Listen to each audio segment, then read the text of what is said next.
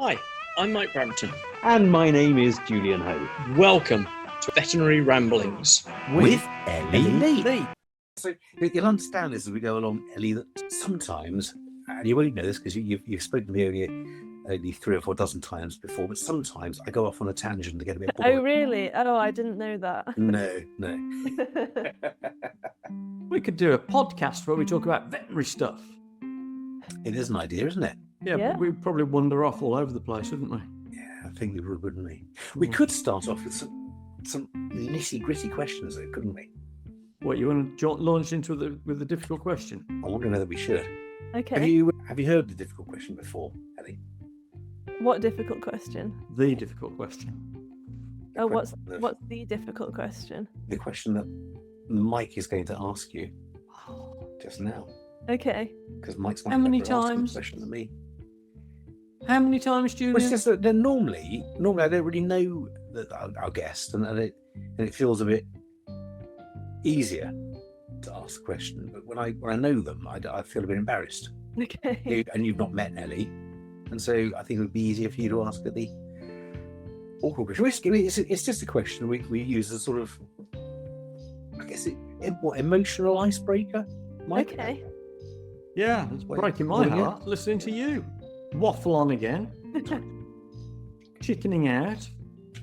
Please accept my apologies on behalf of him. That's all right. I'm used to Julian. You're used to Julian, all right, okay. I've known him a few years now, and I don't know that I'll ever get used to him. Yeah, fair enough. Fair enough. It's very difficult because the difficult question, he's struggled with this right from day one. And for some reason, I always end up asking the difficult question and taking the fallout from our guests. So with no further ado, because I can see that you're a little bit nervous about this question and we don't know each other. Okay. So it's a bit personal to be prying this deep at this time in an interview. Ellie, what's your favourite bread? Oh, either a bagel or maybe sourdough. Oh, bagels we don't have very often, do we? No, we don't. Oh, well, Sourdough is. bagel. Now, so do you make your own bagels? No, well, my husband's made them before. He's more into cooking than I am, but no, we'll normally just buy the sort of supermarket ones. Yeah, you can't really go wrong with a bagel. I do like a nice freshly made one though. Yeah. So what do you put on your bagel? Is it a sourdough, sort of sour cream and smoked salmon thing? Or... Yeah, that would be pretty. Yeah, no, I do like scrambled eggs or scrambled eggs and smoked salmon. Yeah. Or just like jam and butter. Yeah. So do you put chives on your cream cheese and smoked salmon? I don't normally, because I wouldn't normally have them in the fridge, but I'm not against the idea of putting chives on it. I'd normally just do a bit of lemon and black pepper. Oh, right, very nice. I put capers on mine. Oh, yeah. I'm not really a caper person, I don't think, but I can understand why you would. I put chili on mine. Why? What's your favourite bread? Hang on a minute. What? Ellie Lee, hang on a second. Let's slow the pace down a bit, shall we? It's getting a bit hot in here, isn't it? Eh? Oh my word! What on earth got you on Veterinary Ramblings? Gosh, we've never been asked that before. Let's move on. Ellie, Yeah, you're talking to us from Manchester. Yeah, I am. So, what do you do in Manchester? What's life like in Manchester for you? So I'm speaking to you from the office at my practice, which is Manchester Cat Clinic. I own it with my husband Dan, and we opened 2 years ago. congratulations! Fantastic. And Little dogs that wander around the streets. They manage. There's a few other vets that do dogs. It's all right. Okay. You don't do rabbits? No, just cats. Yeah, Right. there's a giant sign just a couple of meters away from here that says cat only vets, but you would be surprised by the amount of people that still manage to walk past it and try and come in with the dog every now and then. But yeah. Well, maybe their dogs are hungry. Oh. So you don't just run a clinic, do you? You run an award-winning. Yeah, we won the SPIVS Veterinary Business Excellence Awards this year. And we've won a few things in the Vet Help Direct Awards before as well. We won Best Vets in Greater Manchester last year, and yeah, Best Cat Only Vets in the UK as well. You've only just opened. Yeah, it's been quite a busy couple of years. Yeah, that sounds fantastic. That's fantastic. It's fabulous. Thank you. And so it's the best cat clinic in the UK and the best vets in Manchester. Yeah, it's based on how many 5-star reviews we'd had in the 12 months before, but yeah, that's what they said. And the practice itself the building itself is there's been a history to that as well, isn't there? Yeah, so the building that we're in actually has been a vet since 1948. So it was a little like 1 or 2 vet independent practice for years. It's still, our landlord is still one of the vets that owned the practice in the sort of 80s and 90s. And it sort of ticked along for a number of years. And then at some point, maybe about 10 years ago, it was sold to CVS, but they struggled to keep it going. So it closed and then was sort of empty and derelict for a few years. And then we came along and CVS wanted to get out of this lease that they were paying on an empty building, and our landlord wanted the place to stay as a vet's ideally. So we took over the lease and turned it back into a vet's again. Although it did need quite a lot of work by the time we came along, because I don't think much had been done to it for a few decades, and then it had been empty and derelict for a few years. So it was, we had to do quite a lot of work to it to get it up to shape. And kick all the dogs out. Yeah, and kick all the dogs. Well, thankfully there weren't any dogs left in the building.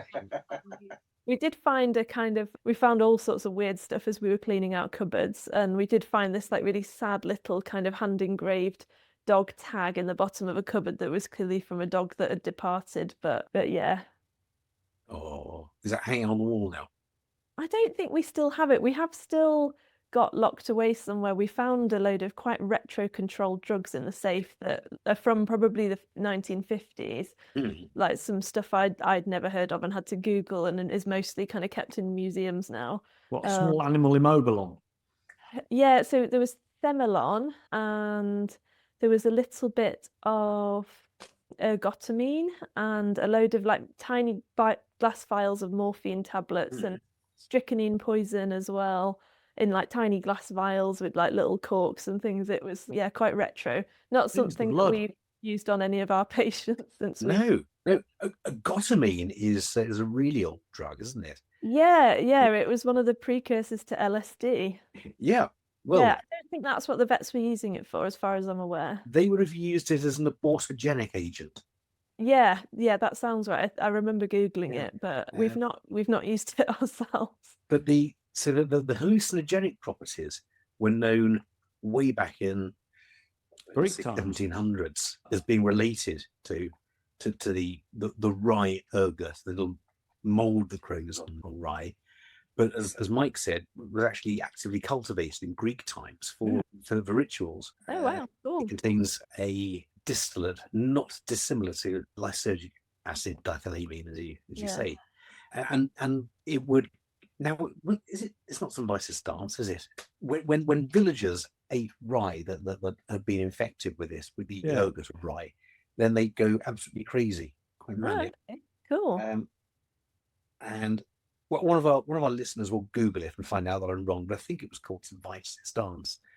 The weird sort of symptomology they displayed, but nasty stuff. Side effect being that it caused abortion, even quite late on in term. So that's what it was used for in the veterinary field until about the 80s, when Magister Triad would have come out. Yeah, that a bit before my time, that. And before mine as well. Yeah, of course. Read about it in a very old textbook. Are you looking it up, Mike? I am, yeah. St. Vitus stance, neurological disorder caused by streptococcal infection. So I'm wrong. But it not manifests too as far. rapid, uncoordinated jerking movements affecting face, hands, and feet, may be associated with emotional liability, tics, and other symptoms. Ah, okay. So same condition, different cause. So what do you do with these? You sort of, I know Manchester's got a. We haven't really done anything with them. They're just kind of sitting in a box, waiting for us to decide what to do with them one day. I wasn't sure whether they would make a like if we emptied them and got rid of all the drugs, whether they'd make an interesting sort of display of kind of veterinary history, but we haven't really got around to doing anything with them yet. Sure. Yeah. We couldn't really like put them in the controlled drugs book because we've not ordered them from anywhere, we've just found them, but No, absolutely, yeah. that's a problem for another day. You should contact the poison Poisons garden. unit. Yeah. Yeah. Yeah, I think my husband quite enjoys having them as a sort of weird little souvenir, so I don't know whether he'd want anyone to take them No, away. I can see Quite a that. cool little artifact to have, I guess. Hmm. No, don't take my poisons away. So yeah, Does it's because we've not got much else from the history of the place because the whole place just got totally gutted, and there's a tiny bit of like really nice kind of Victorian cornicing, and then pretty much everything else it just all looks really modern. So we don't have much left from the old practice. The old But times. it Any can- glass syringes and No, yeah, we didn't have any of that because I guess CVS had got rid of a lot of stuff. They'd left some junk, but most of the stuff that was left behind wasn't really worth keeping. There Yeah. wasn't anything too retro. okay. That's a shame because resharpenable needles, though, they would have come in handy in COVID times, wouldn't they? They were great. Those Yeah, I love that. resharpenable needles. Yeah. Yeah. I These used to are take bit- my these own. are A little bit grinding. tight to use those on cats. I used to take my own and I'd say, sit in the chair. Yeah. What are you doing? Don't you want me to sharpen it? Okay, fair enough. There you go. It was in Mike's early days of the COVID vaccination. So does your husband ever sort of dress up as an old woman and go around giving apples to people?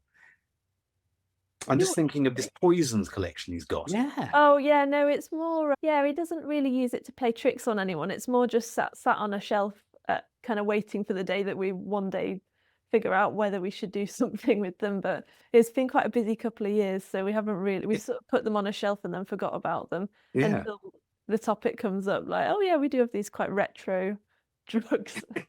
Okay. So I understand the whole idea of this came after drinking a few bottles of wine. Is that Yeah, I right? wouldn't say that I personally drank a few bottles of wine in one go, but definitely a few glasses of wine. Yeah, so I know Julian through BSAVA, and I until very recently was on BSAVA Council, and the night before Council, like November a few years ago, so I can't remember, maybe November 2022, 2020, Mhm. no, November 2021. It's quite common that we'll all go down to BSAVA in Gloucester the night before a meeting and stay over. And Julian's cooked us curry there a few times, but on this occasion we were in a pub, the pub next door to BSAVA, and I was with a few other vets, and a lot of them were practice owners. And the kind of topic came up that people were asking me, "Oh, what are you up to? What are your plans?" And I'd said that Dan and I were just sort of locoming around Manchester, but this thought had sort of popped into our head that we didn't really have anywhere we would want to settle down unless someone were to open a cat-only vets in Manchester. And the conversation sort of developed into people insisting like, "Oh, you should do it. You need to open it." And I was there like, "No, I'm only, I don't know, at that point, like 4 or 5 years qualified. I'm still a baby, really. I don't really have the experience. I don't really know what I'm doing." And I don't know, one thing led to another, and people just kept saying, "Oh no, you can do it, definitely." Or, "Oh, 20 years ago, I joined a partnership when I was similarly qualified." And I sort of went home from that to Dan saying, "Oh, maybe we actually could do it." And then everything kind of went from there. Any regrets? Not now. If you'd asked me like 18 months ago when we were in the depths of the working crazy hours, absolutely exhausted, really burnt out, we would have said, "What have we done? Why have we done this to ourselves? We're so tired and exhausted. We don't have any money." Yeah. But now it's good. Now we've kind of reached a point where the practice is a lot more manageable. We've got a really good team. They're really, we've got a lot more people on the team, so it's helped us delegate some of the work. We finally sort of reached a point where we were actually paying ourselves quite well, which we're really happy with. So yeah, now we've kind of reached a bit of a turning point. Definitely like the start of this year, once we got just past the 18-month mark, it kind of, really reached a turning point, and we thought, oh, okay, actually we can like enjoy this now, and it's not just intensely stressful anymore. Mm. Good. So what wine was this that you drank that brought about this remarkable transformation and a launch into entrepreneurship and starting your own business? Can we guess? What wine? Yeah. Oh, what, some cheap Sauvignon Blanc from just like a little pub next door to the BSAVA headquarters. I don't think it was anything that groundbreaking. Mike's got a great suggestion. Go on, Mike. Yeah. Was it the famous Australian wine of cat's piss on a gooseberry bush? What? You never heard of that? As Henry's Yeah. not come across that. It's an awful wine. It's a great name. Great name. I've never heard of that. Have you not? No, Oh, well, there we go. Perhaps I'll have to give it a go. Doesn't Google it. sound very appealing though. cat's piss on a gooseberry bush. Our Antipodean friends won't have heard of it because they export all of it to us Brits. Yeah, Yes. they keep all the good stuff to themselves, don't they? Yeah, they do. Yeah. Rotters. So it wasn't that then. It was just a Yeah, bumblebee bog I think it standard. was more the company than the wine itself, but I think the wine did help. Mhm. And you've got quite a few people now, haven't you, working for you? Yeah, there's like 20 of us now. So when we opened 2 years ago, there was 8 of us, including me and Dan vet-wise, and then we had 3 nurses and 3 reception/patient care. And now we've just got 6 vets now, including me and Dan, and then Mm. the whole team. There's 20 of us. So Wow. yeah, it's been a busy couple of years. We're just hiring people all the time, and it's been quite a whirlwind because we just couldn't keep up with ourselves, to be honest. We were just so busy that we just kept having to say, right, we need another vet, we need another vet, we need another vet. And I think now we're hopefully reaching a point where we'll be able to plateau and contain it a bit, hopefully. So we'll Mhm. Without having to take on dogs and cats, dogs and rabbits. Oh God, no, we're definitely not taking dogs and rabbits anytime soon. To be honest, we're starting to get to the point where we're like reaching our capacity of the building, and at some point we'll reach our capacity clients wise, but we'll cross that bridge when it happens. But there's a few new practices opening up in Manchester. I think there's a couple of open today and a few more over the next couple of Wow. months. So I think, to be honest, that'll do us a favour in helping us kind of plateau our own growth a bit, because they can have a few of the clients, because the population of Manchester is growing faster than almost anywhere in the country, and it's really, there's a lot of people here with a lot of pets, and there's a lot of demand for vets. Wow. And so do clients who come to you have dogs as well? Some of them do, yeah. I'd say probably more of our clients just have cats than not, but yeah, we do have a few clients that have dogs as well, because it's not really that much trouble being registered at different vets for the dog and the cat, because it's not that common that people would bring them both in at the same time. Obviously you might get the odd No. one, but yeah, so it's I don't think people see it as that much of an issue. I think they wish that I guess I think they for other wish few we times did as well. do My dogs. dog's got a cat. What did you say? I think they wish we did do dogs, because we Ellie, do you have first. some clients that, we have some clients that obviously come to us for the cats, and they feel that we're the best vets in the area, and then they kind of almost have to go to like their second choice of vets for their dogs, but which is quite nice for us. But yeah. So why Yeah, that's very cats?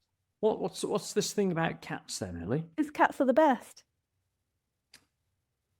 Not As the answer simple I as was that. expecting. I can't believe, that's such a dog person thing to say. Oh, come on, apart. But yeah, no, I mean, cats are the best, and I think like the cats find going to the vet's very stressful. The sight and sound and smell of dogs is really stressful, and it can, it's not as nice for them or the clients, but it's a lot easier for us when you've got a cat that's not been wound up by a dog in the waiting room, because our ability to just like get bloods out of cats without sedating them is so much higher than anywhere I've worked before, just because they are a lot more calm and amenable. Like taking blood pressures and just doing anything like examining them is just so much easier, I think, than anywhere I've worked before, where you might have a noisy dog barking next door.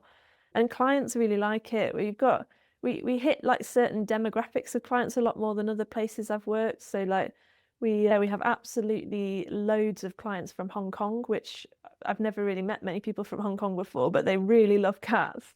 And there's a lot of people from Hong Kong that live in Manchester. And I Wow. think I think there might be a cat clinic in Hong Kong, and that's why they got the idea to come to us from when they move over here. And we have loads of Muslim clients as well, because a lot of Muslim people are scared of dogs or don't like them. So, they really like coming to us because they know they're not going to see a dog in the waiting room, because a lot of them might be really scared of them. So yeah, it's interesting that we've kind of learned a lot about certain groups of people. It's been quite interesting.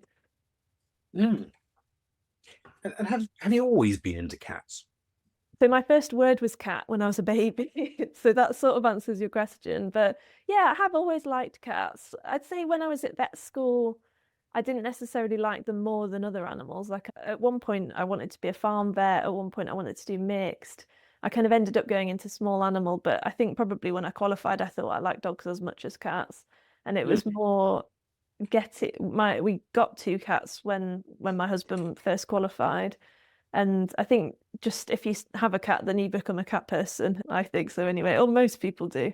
So yeah, and they're so easy. They're so, they fit in a lot better with my lifestyle. Like there's no way I could have a dog because I just wouldn't have time in the day for it, or we work too long hours and things. And yeah, they're just so low maintenance compared to dogs. We can go away for the weekend and just leave them with some biscuits and they'll be fine.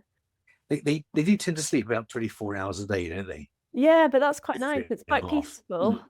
There's nothing better than having a cat sitting on your knee and just feeling really calm.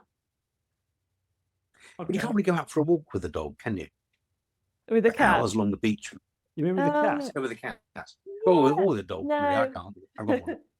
No, but you could borrow someone's dog and take that for a walk. But you also then don't have to go for a walk every single day when it's like raining and sleeting. You can just choose to go for a walk when the sun's shining. Which in Manchester. Yeah, not as often as it might do where you're from. But you know what? It's been glorious today, but I think it has everywhere. Yeah. Do you know, every time we've had a BSAVA Congress in Manchester, it's been lovely and sunny. Yeah, I think the sun always shines at BSAVA, doesn't it? I feel like I've had a lot of like lunch breaks outside, because I know the exhibitors get really cross when the sun shines and everyone sits outside for their lunch rather than going around the stands. Absolutely, they hate it. I think the best year we ever had with that was at Birmingham. And it was about 15 years ago. Do you remember, Mike? It snowed during Congress, and the exhibitors were so happy. Oh, I bet they were. Yeah. Yeah. Yeah. Everyone's huddling around the stalls trying to keep warm. Yeah. Drinking free Prosecco, probably. Probably, yeah. So everyone there is a cat person. I know. What do you call them? Cat. They're owned by their cats. I was trying to remember. I read your website. Yeah, I think Princess. Well, they're on our servants website to we've cats. got that we're like human servants to our cats. That's right. Yeah, That's right. because we'll put like on our website the Meet the Team. It'll be like Ellie Lee, human servant to cats, Ferris and Marty. But yeah. So Ferris Bueller and Marty McFly, aren't they? Yeah, that's them. Yeah, Ferris Bueller came first because it was my favourite film, and when he was a kitten he was really naughty, so I thought, oh, Ferris Bueller. And then Marty McFly kind of came later. Great film. Yeah, I know, they are. Yeah, they're good. They suit their names. They're quite characterful cats.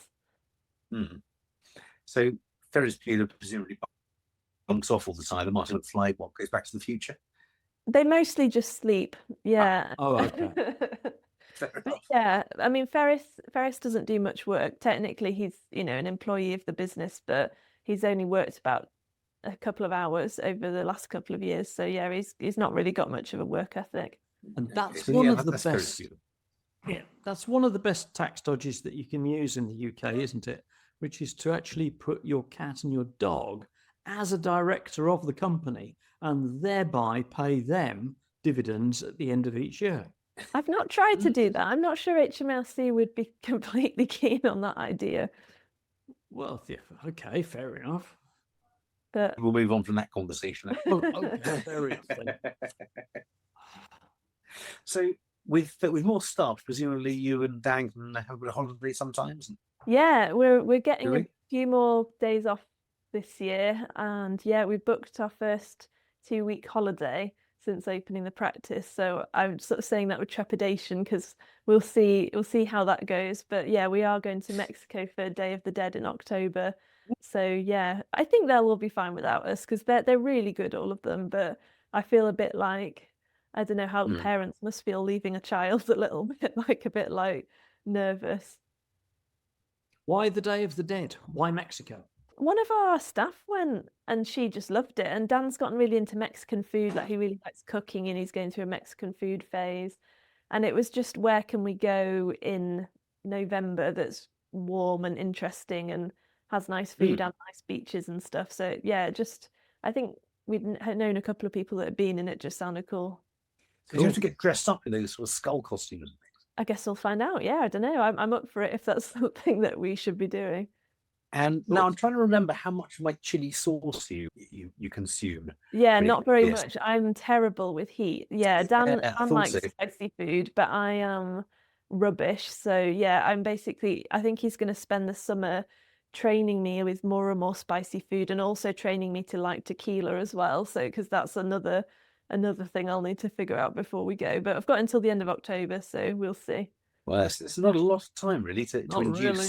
capsaicin receptors, Yeah. or to induce alcohol dehydrogenase. So there's tequila, and there's also, what's the other one? Is it mesquite? Mezcal, yeah. I think Mezcal. they're similar, aren't they? Yeah, they are, but they're made from different cactus Yeah. bushes. Or Yeah, something. that sounds right. I'm not too sure, but I don't yeah, know. that sounds right. There's a friend of mine, in fact, one that we've had on the Rambling show before, John Fitzmaurice, who's an expert in mezcal and tequila, and he can taste the difference not only between tequila and mezcal, but also between different tequilas, Wow. which is Yeah, great. I would To me, just they all taste taste them and extra. yeah, I just think they're all horrible. So if you put them in a margarita with enough sugar and fruit, then maybe I'll manage it. But Yeah. yeah, It's a I'll bit keep like- trying to educate myself. It's a bit like the difference between methylated spirits and white spirit, isn't it? Isn't it? Yes, one has a Yeah. lovely aftertaste, the other makes you blind. Yeah. Yeah, I'll maybe not test that one. No, I wouldn't do that. So whereabouts in Mexico are you going? So we're starting in Mexico City and then going to Oaxaca and then somewhere else that I've forgotten. And then we're going to the Caribbean coast. So we're going to Playa del Carmen, which is sort of near between Tulum and Cancun. Yes, I went there 2 years ago. Oh, well, let me know if you have any recommendations. I will do. It's lovely, really is lovely. Yeah. We went to there's a pyramid there, isn't there? There is. Yeah. See if you can remember it. Chicken tikka masala, I think it's That's called. it. Yeah, chicken tikka masala. Oh, okay. Unusual name for a Mexican place. Yeah. It's in the middle of the jungle, Chiquita, isn't it? Chiquita, that's it. Yes, Yeah. yes. Not chicken tikka masala. No, that was something else. So I recommend you go there and also go to cenote as well. So the cenotes are those big holes in the ground. Yes. Yeah. They Yeah. were I've heard caves, about that. and they're rather beautiful. Cool. Yeah, I'll give it a go. And try the chili, but you have to work up. So I would save the naga for afternoon or early evening. Okay. Breakfast, really, you want some jalapenos with maybe a little mild scorpion of some sort. This is sounding a bit out of my depth, I'm not gonna lie. Well, you know your cupboards, Yeah. Yes. right? Well, you could try just a little sip of each one of those. And that's what he's referring to with regards to chili brands. Right, okay. Yes. So it's the Gothamine equivalent of chili. I don't think that's something I want to eat. Fair enough. Oh, gosh, so your first 2-week holiday in 3 years then?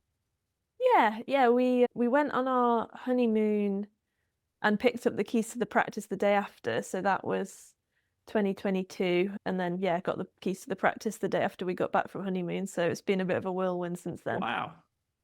That's brilliant. Yeah. That's brilliant. Where did you go on honeymoon? Costa Rica. Ooh.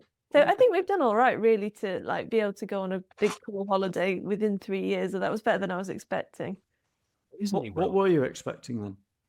To be a lot a lot poorer and have a lot less time and a lot less ability to do holidays for a few more years yet. Right. Okay. But we've been sort of pleasantly surprised by this year managing to take a little bit more time for ourselves and being able to enjoy ourselves a little bit more. What don't you like about running a practice? The workload's a lot. It's a lot better than it was, but it was really, really challenging that first, like the kind of year around opening, the sort of couple of months before and the kind of first, several months after we were open was really grueling. And I can't really overstate how challenging it was. It was really a lot for us both to get through. And it took a big toll on us sort of physically and mentally. And we're still only kind of coming out the other side of that. And now we're happy and we can enjoy it. But it was really, really grueling. And we didn't really know what we were letting ourselves in for. And I don't know whether I could put myself through that again, but it was really, really hard. Tell me more. It was just physically, there was just not enough hours in the day to get all the work done by a huge factor. So we were working, 60 or 70 hours a week, but that was for, a year without any breaks. So it was just exhausting. And there was always just a million things to do and a million things to think about. Like I'd wake up at 5 o'clock every morning, be like, right, I need to do some work, sit on my laptop before work, get to work all day, stay late, be work. I mean, I guess vets are used to working hard, so this won't be news to anyone, but it was really a lot, and it took a lot out of us, and it took a while to get ourselves back to some semblance of normality. I feel like, I mean, we've not had kids, but I feel a little bit like there was probably some similarities with when people have a newborn baby and they're just sleep deprived and on the go all the time and just it's like inescapable. You just have to get on with it. Like I don't know, maybe I'll find out one day if we have kids, but I feel like maybe there was a taste of it with opening the practice. I find it an interesting comparison, opening a practice with having children. But that's all good. That's all good. Yeah. What would your advice be to somebody who's going, I think I quite like opening a practice? Yeah, I mean, really think about it and put a lot of thought into whether it's something you want to do. And it's such a massive life-changing thing that we're kind of quite tied to now. It's not like we could just close the door and walk away from it, but we're starting to really see the rewards now, and we're starting to be able to create a kind of life that we want for ourselves and a work pattern that we want for ourselves, and have some financial reward from it now, which it's not why we've all become vets, but it helps when you've done a lot of work to finally get paid for it. There's the biggest thing that helped us when we were starting is we did a course called Open Your Own Practice from a company called OnSwitch that does a lot of kind of non-clinical CPD, and that was the best few £100 I've ever spent in my life. Just unbelievably helpful. And then to become part of a group of people that had done that course or were also practice owners that were there to support us through it and just give us endless support for the next few years was just like, I don't know what we would have done otherwise. We wouldn't have been anywhere near as successful as we have without the support of people like Alison from OnSwitch and the other practice owners that we've met along the way. It's just been unbelievable. We know Alison very well. She's been on Veterinary Ramblings. Yeah. Oh, yeah. I was talking to her 4 earlier. years actually. ago. Yeah. So I talked to Alison more than I talked to my family. Alison Lambert, lovely. Yeah. Yeah. Go on. What She's did you just say about Julian and Mike? Yeah, she had good things to say about you guys, don't worry. But yeah, there's a lot of people out there. Like Alison is a prime example that just really, really want to help other people out and really want other people to do well. And there's so many other practice owners that I've met that would just, they would just pick up the phone and give you an hour of their time for nothing, even if they don't know you very well, just because they know that they've been in your shoes and they just want to help you, and they really want you to succeed. And we've had so much help from so many people, and it's just been, we've become part of this really lovely community of lots of people that we're now really good friends with. And yeah, Alison Lambert, I speak to her more than I speak to my family. I text her most days probably, and she's like, she's like my fairy godmother of the veterinary practice world. She just gives us so much help, and I think the amount of money we've spent on a few of her CPD's courses is just nothing compared to the hours of her life that she spent talking to me, because she sees people like us and she just wants us to succeed. And it's really admirable that there's so many people out there like that would just help you so much. And we try and like give back a little like that now. Like if we know people that are opening practices and they'll come round, we'll help them, we'll speak to them on the phone. And so I know quite a lot of other people that are in the process of helping up, because someone will say, oh, talk to Ellie and Dan at the cat clinic, they've just done it, and we'll have a chat to them. I know you've given a lot of help to Aisling, haven't you? Yeah, Aisling, that's just opened Pear Tree Vets in Leamington. So I know her through BSAVA. So she was kind of, yes, they just opened, they were about 18 months behind us opening. So everything that we learned, then I was texting Aisling and we were sort of supporting each other through it. But yeah, no, they're doing really well. You mentioned community a moment ago. You thought it was really good to be part, or you felt you were part of this veterinary community. Yeah. And you mentioned BSAVA a few times. And obviously, my views on BSAVA now. To me, it is my community.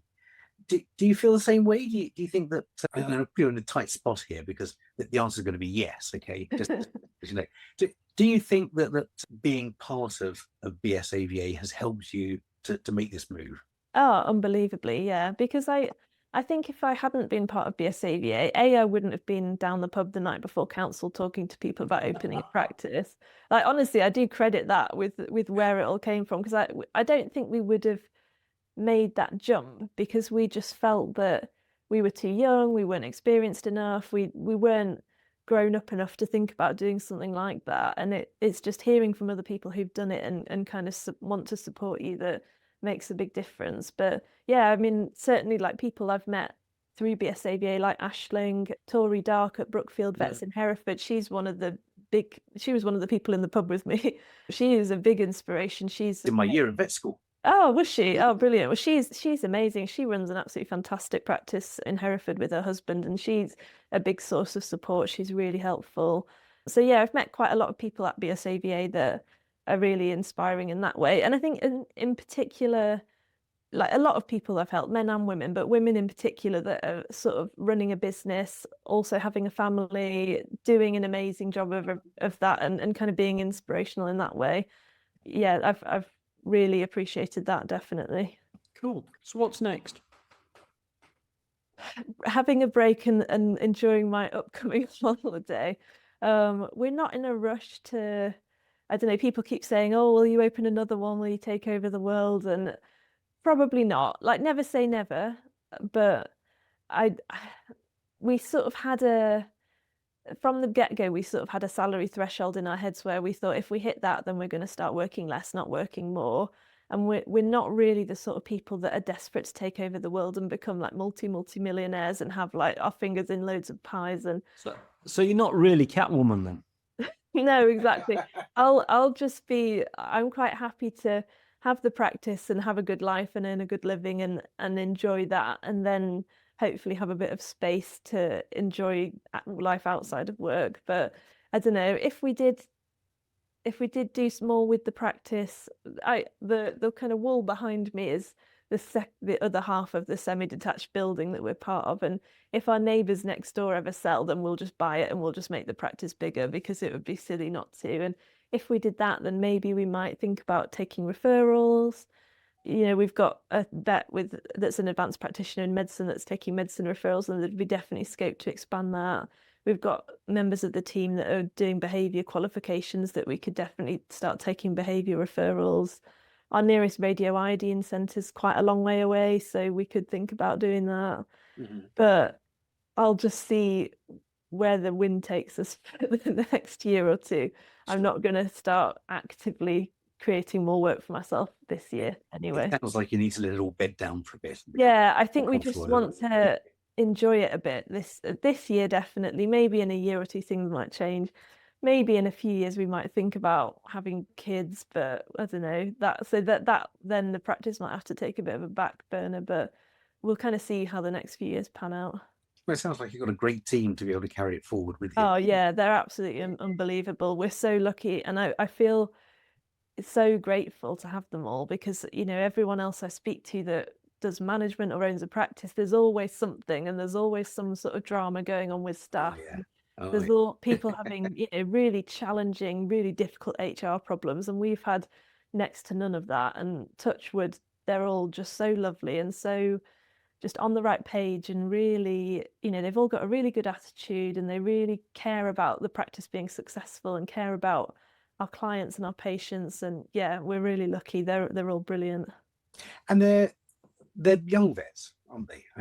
Yeah, to be fair, I think we're quite a young team, to be fair. Like, a lot of us are just around 30. I think probably me and Dan have hired a lot of people that are very similar to us, and probably we should have got people that are a bit more a variety. But yeah, that everyone's quite similar to us, really.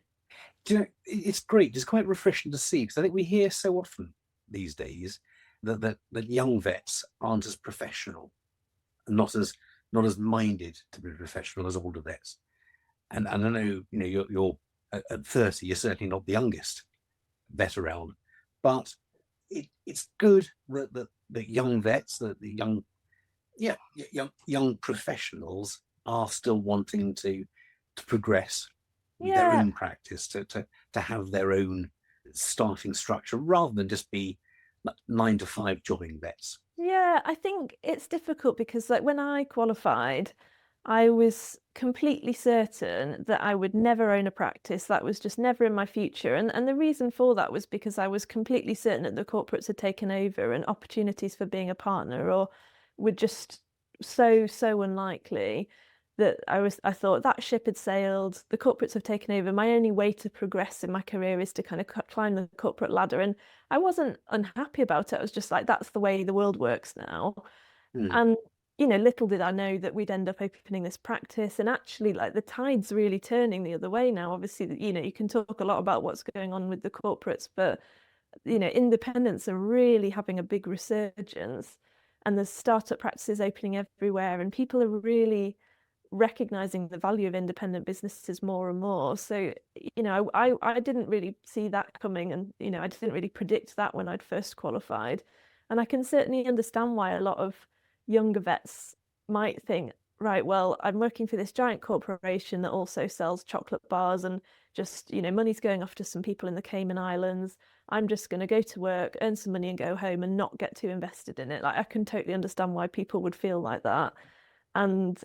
But I think the tides are turning, and people are having more, ability to get invested in the practice, and get involved with the community and feel a bit more part of it, and a bit more like that traditional vet in the community kind of feeling. And because there's so much reward from that, it's so nice having that relationship with our clients where they feel really connected to us, and they don't feel like we're just some faceless corporation.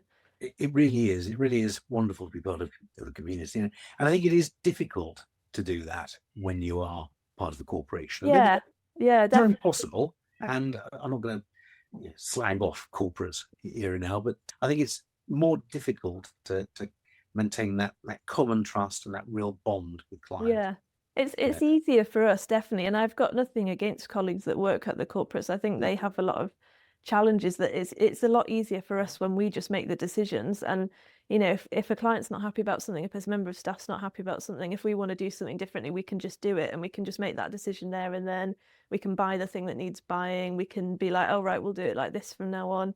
We don't have anyone else telling us, no, this is how you need to do things, or no, there's not a budget for that, or this, or just simple stuff like this is how the appointment booking system works, or this is how things are priced on the system. Like, we can just do things however we want, and it gives us that sort of freedom to then, like, be able to stand by the decisions we're making and the prices we're charging, and say, okay, well, this is like this because this is the way we've decided it should be and we think is right. And we don't, we're not having to defend the decisions of somebody that's completely separate to us. Yeah. Great. Absolutely inspirational. It sounds like you've got a bit of a teaching bug in you there. Yeah, we like teaching. We've got a relationship with Harper Keel Vet School, so we have their feline electives. We'll have 2 students at a time for 3 weeks. on their kind of feline medicine electives, and we do really enjoy doing that. We try and put a bit of effort into it. I think the students really enjoy coming to us because they get to do a lot of neutering. I've got so many kind of spiels now for teaching students how to spay and castrate cats that I just repeat myself over and over and over. But we like doing little tutorials with them as well. And yeah, no, we have been enjoying it. We like doing tutorials on Veterinary Ramblings too, don't we, Julian? We do. We really like that. Yeah.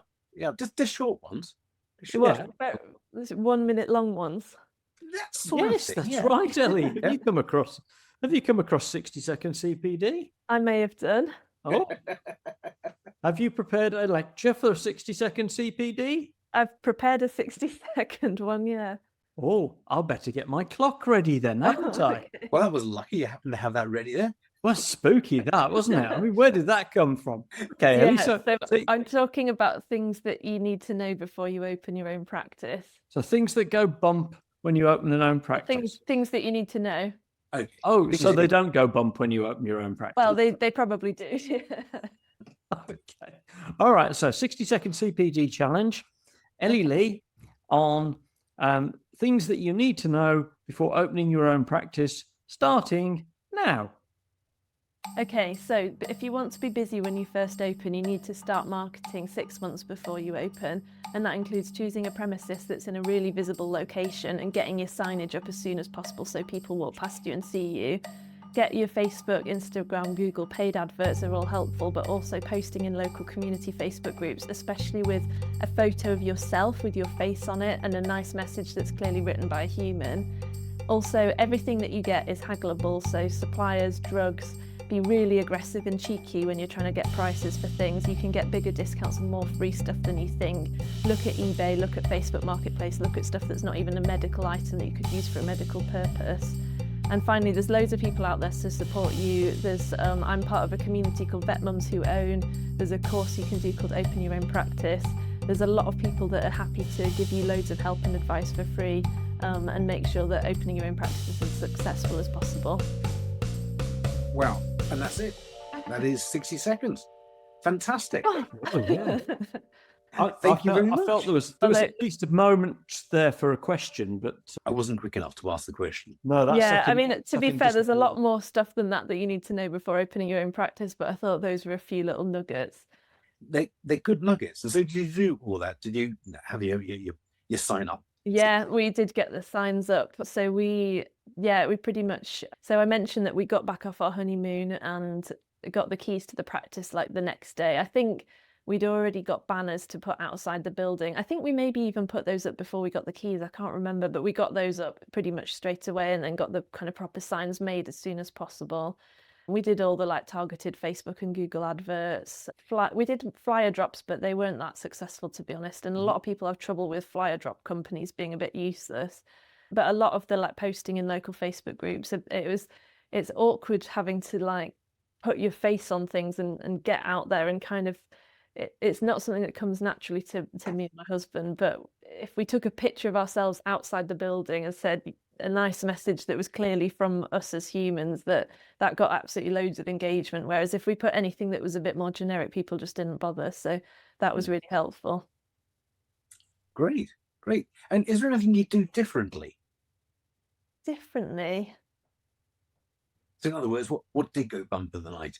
Yeah, you know what? We were really lucky that we didn't get anything majorly go wrong. We were quite fortunate that, I mean, our builders were amazing. We were so lucky to find people that were so good, because a lot of the problems people get with builders, there's a few suppliers that I would change I probably shouldn't badmouth specific names on the podcast, but there were certain suppliers that were better than others, and I've kind of learned which ones are more helpful than others. So there's certain places I would or wouldn't get equipment from now, but that wasn't nothing too major, just our cat spay kit's not turning up and having to order them very, very last minute from somewhere else. But Mike's really looking shameful, but I'm sure it's not Mike.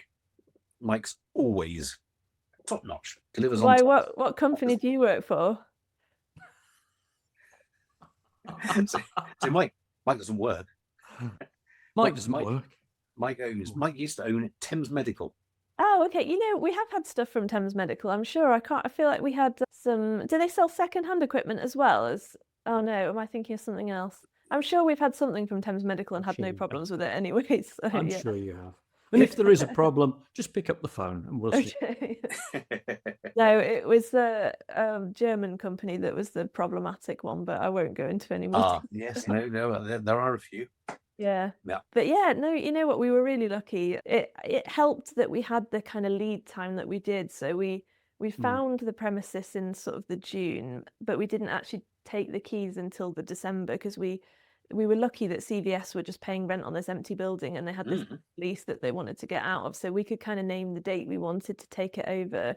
So we knew that we'd get the keys as soon as we got back off our honeymoon. So we did all this work planning the practice over the summer, went on honeymoon, had a bit of a break for a bit, and then got straight back into it. But it meant we could do a lot of the like pre-work and starting to get suppliers, and because there's just so much negotiating and buying stuff. And I mean, we opened in the middle of the cat vaccine shortage, so that was a bit of a challenge. Oh But gosh, yeah. yeah, because we ended up having to get a pharmacy fridge and keep it at our house, and we were stockpiling whatever vaccines they would send us, in drips and drabs. I don't know if we should tell you this because I feel like it might be against VMD rules or something, but with desperate times because we couldn't keep the fridge at the practice because the power would be off for the electricians and stuff. So we had to keep it in our living room. We were monitoring the temperature and stuff, but If you're monitoring the temperature, then it's That's fine. it. yeah, close enough. Yeah, but we they would send us like 10 vaccines at a time every week, so we were stockpiling them for about 6 months before we opened, and thankfully we were okay. But yeah, MSD were really helpful, to be fair, and Boehringer were all right, although they didn't have much stock. But some of the other vaccine suppliers, I'd go to talk to them about it, and they would just laugh in my face and say, "Ha ha ha! Of course you can't have any." It's like, okay, well, I am trying to start a business and not go bankrupt, so can you not laugh at me, please? That's But not yeah, really helpful, is it? yeah, but we managed that. I think again because we were just as prepared as we could be and just stockpiled them as best as we could, and then kind of managed to ride it out. And we were really nice to the reps that did give us vaccines and just begged for more. And I think all of our drug reps are generally really nice to us, and they like the fact that we're new and independent and a bit different. And we've got really good relationships with some of them, and they've been incredibly helpful. We got a lot of stuff for free when we opened, but yeah, a lot of good discounts and things. So yeah, people are really supportive. That's great. It's good. So, Ellie, your CPD was fantastic. But there's one thing we need to do before I give you a certificate. Yeah. Okay. So what do we need to do? We can record our CPD, and then we need to Reflect on it. reflect. That's right. So do you want to Yeah. reflect on your 60 seconds of CPD? Oh yeah, I've forgotten what I did submit a one-line reflection to you, but I've forgotten what it was. Can I find it for a second? Sorry. After such a stellar performance as I know. I'm sorry. I So- did have it open, but then I closed it because I was worried about the internet being slow. So hang on. I know what it is. I've got it. Yeah. Okay. Say it together on the count of 3. Oh, what all 1, in things? 3. In what small ways have your your actions actions improved a patient, client, Oh, or yeah, that's colleague's solid. day this week. this week? Yes, that is what I said. So do you want to think about that then, Ellie? Yeah, I think actually my reflection doesn't really have that much to do with my 60-second CPD, but I'd said it's important to step back and recognize what you've achieved, even just the little ripples that your actions have had on the animals and people you come into contact with. So I think that was me trying to reflect on the practice and appreciate it. So yeah. It's a Well, good reflection. That's actually quite important, isn't it? Because it's just the one negative comment from somebody who may be having a bad day and isn't thinking that can just devastate the feelings within a team and ruin a day completely. And even if that happens, it's worthwhile just taking that time to step back and think through all the good stuff that's happened. Definitely. Yeah, absolutely. And for us as well, I sort of alluded to how bogged down we got by opening the practice and how mentally challenging it was for both of us.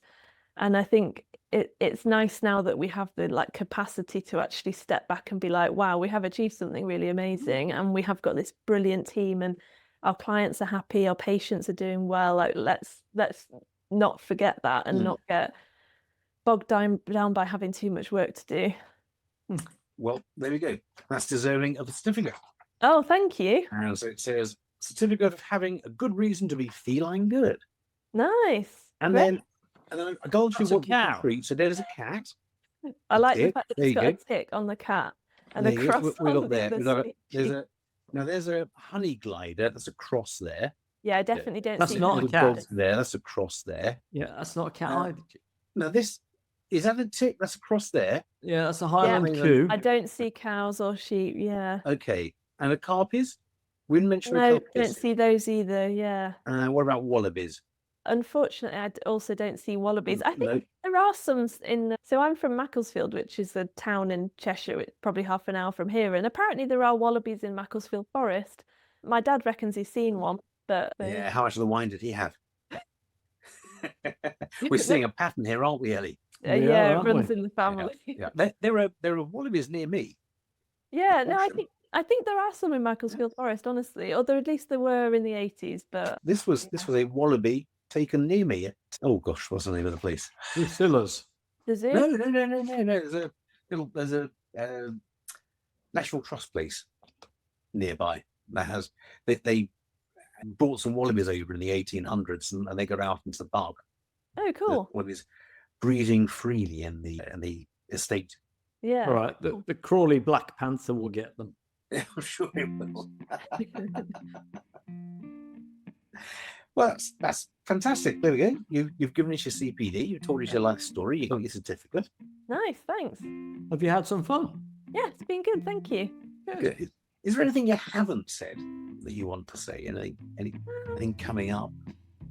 Practice? Yeah, I don't think so. Nothing springs to mind. I'm trying to remember if I've told you that there's something I was going to be telling you, but No. There's nothing on my notes. no, yeah, oh yeah, just that. Yeah, I mentioned that I volunteer for BSAVA Northwest, and we've just got some really great events coming up. There's stuff happening all over the UK. I organise things in the Northwest, and we sort of found that all in-person CPD had a bit of a dip in attendance post-COVID, but it's really bouncing back now, and people are really enjoying sort of connecting to people face to face. So one thing in particular that we've got coming up later in the year, we've got this Women in the Workplace Menopause Awareness Day brunch in South Manchester in October for Menopause Awareness Month. So yeah, that should be quite good. Bit of non-clinical CPD for anyone that's interested. Does it involve wine? It's not bottomless brunch. People always say this. I've done another brunch meeting for BSAVA before, and people say, is it bottomless brunch? No, it's not. It's on a No, you wear your Tuesday. trousers and stop that. It's ridiculous. No, I don't think there's wine, but there will be nice food, and we've got the speaker's a human doctor who's a GP and menopause specialist, so she's sort of talking about, you know, ways we can support each other and ways that managers can support teams and things. So, but yeah, she's a really good speaker, so it should be quite interesting. Cool. Great. I do like a CPD brunch. Yeah, I Great. think like we should just do more brunch. Like everyone's too tired in the evenings to do CPD in the evenings. Let's just do brunch. Yeah. Well, Okay. Sounds good. Fortunately, you weren't too tired to turn out for Veterinary Ramblings. No, I'll have an extra cup of tea to keep me going just for you guys. Oh, bless you. Tea, Thank you yeah. very much. I'm not on the wine now. Right. That's fine. That's okay. You know. Denial. It's all good, Ellie. Yeah, no problem at all. Well, listen, if you've enjoyed listening to today's episode of Veterinary Ramblings with Ellie Lee, please don't hesitate. Drop us a line. Tell us what you liked, what you didn't like. Send us a few questions, bits and pieces. And please share. Share us across social media, click like, and please subscribe, because it really does help us to stay in touch with you guys. And so on that note, I'd like to say, Ellie Lee, thank you ever so much. It's been an absolute pleasure meeting you this evening. Thank you. And I will change the sign off. May your cat go with you. May your cat go with you. May your cat go with you. Cheers. Thank you. And cut. Hooray! There we Oh, go.